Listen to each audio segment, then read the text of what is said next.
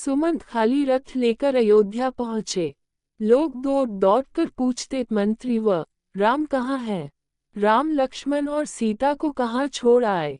सुमंत नीची गर्दन किए बिना बोले ही राजमहल की ओर बढ़ते गए। उन्हें अकेला आते देखकर रानियां भी जोर जोर से रोने लगीं। राजा ने भी पूछा, बेटा राम कहाँ है? पुत्री सीता न जाने कैसे रहती होगी। राजा अनाथ की तरह रोने लगे। सुमंत ने भी रोते रोते सब हाल कह सुनाया। कौशल्या छाती पीट पीट कर रोने लगी। राजा दशरथ ने अपने अपराध के लिए कौशल्या से क्षमा मांगी। राम को अयोध्या से गए 6 दिन हो गए थे। तब से राजा दशरथ भी यूं ही पड़े थे। आधी रात होने को आई, तब उनका श्रवण कुमार के पिता द्वारा दिए गए शाप की याद आई। उन्होंने कौशल्या से कहा, एक बात मैंने तुमको अब तक नहीं बताई, आज बताता हूँ। हमारे तुम्हारे विवाह के पहले की घटना है। एक बार वर्षा ऋतु में सरयू नदी के किनारे में शिकार खेलने गया। उन दिनों शब्दभेदी बाण चलाने का मुझे बड़ा शौक था। अंधेरा हो चला था। एकाएक नदी में से हाथी के पानी पीने की सी आवाज आई। उसी को लक्ष्य करके मैं बाण चला दिया। तभी मनुष्य के तड़पने की आवाज आई। मैं घबराया हुआ वहां पहुंचा तो देखा कि एक तपस्वी बालक घायल हुआ कराह रहा है। पास में एक घड़ा भी पड़ा है। वह रोते रोते बोला, मेरे अंधे माँ बाप प्यासे उस आश्रम में बैठे मेरी राह देख रहे होंगे। कृपा कर उनके लिए पानी लेते जाए। इतना कहकर उसने दम तोड़ दिया। मैं जल लेकर आश्रम में गया। मेरी आहट पाकर उसके बूढ़े बाप बोले, बेटा श्रवण इतनी देर कहाँ लगाई? मेरी जीभ लड़खड़ा रही थी। मैं डरते डरते बोला, मैं श्रवण कुमार नहीं हूँ, अयोध्या का राजा दशरथ हूँ। गलती से मेरा बाण उसे लग गया है और अब वह इस संसार में नहीं है। ये सुनकर वे करुण विलाप करने लगे। मेरे साथ वे नदी के तट तक आए।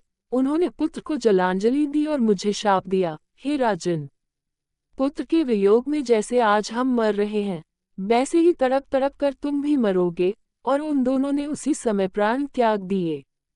कौशल्या, लगता है उस शाप के सच होने का समय अब आ गया है। मेरे प्राण मानो कोई खींच रहा है। हाय, मैं मरते समय प्यारे पुत्र का मुंह भी न देख सका। मैं बड़ा अभागा हूँ, अपने किए का फल भोग रहा हूँ। हा राम, कहते हुए दशरथ ने प्राण त्याग दिए। रानियां राजा के बल पौरुष का वर्णन करती हुई करुण स्वर में विलाप करने लगी। मंत्रियों ने राजा के शव को तेल से भरे कड़ाह में रखवा दिया। फिर मंत्रि परिषद ने विचार करके भरत को बुलवाने का निश्चय किया। हवा की गति से चलने वाले घोड़ों पर दूत भेजे गए। उनसे कह दिया गया था कि कैकेय देश में पहुंचकर केवल इतना कहे कि आवश्यक कार्यवश गुरु ने भरत को तुरंत बुलवाया है। ननिहाल में भरत का मन उचट रहा था। तरह तरह की बातें उनके मन में उठती थी। जैसे ही उनको दूत का संदेश मिला, वे नाना मामा से विदा लेकर शत्रुघ्न के साथ अयोध्या को चल पड़े। नदी पर्वत लांघते हुए 8वें दिन में अयोध्या आ पहुंचे। नगर में चारों ओर सन्नाटा था। बाजार बंद थे। नगरवासी भरत को देखकर मुंह फेर लेते थे। भरत घबराए हुए अपनी माता के महल में गए और ननिहाल का कुशल समाचार बताकर पिता और भाई राम के बारे में पूछने लगे। कैकेयी ने हंसकर कहा, तुम्हारे पिता तो स्वर्ग चले गए। वे इस पृथ्वी का सुख भोग चुके थे। उनके बारे में चिंता न करो। भरत फूट फूट कर रोने लगे। फिर उन्होंने पूछा, भाई राम कहाँ हैं? कैकेयी ने हंस हंसकर अपने वरदान तथा राम लक्ष्मण और सीता के वन जाने की सारी बातें कह सुनाई। वह बोली, बेटा भरत, मैंने तुम्हारे लिए ही सब कुछ किया है। अब चिंता छोड़कर अयोध्या की राज्य लक्ष्मी का भोग करो। भरत को माता पर बड़ा रोष आया। वे बोले, पापिनी, तूने ये क्या किया? इक्ष्वाकु वंश की तूने नाक काट दी। ऐसा ही करना था तो मुझे जनते ही क्यों न मार डाला। इस बीच राज्य के मंत्री भी वहां आ गए थे। उनके सामने भी उन्होंने कैकेयी को बहुत भला बुरा कहा। वे बोले, मंत्रियों, आप भी सुन ले। मेरी माँ ने जो कुछ किया है उसमें मेरा कोई हाथ नहीं। मैं शपथपूर्वक कहता हूँ। ये कहकर भरत तुरंत ही माता कौशल्या के पास चल दिए और उनसे लिपटकर बच्चे की तरह बिलखकर रोने लगे। माता ने उन्हें धीरज बंधाया, फिर वे भी पछाड़ खाकर भूमि पर गिर पड़ी।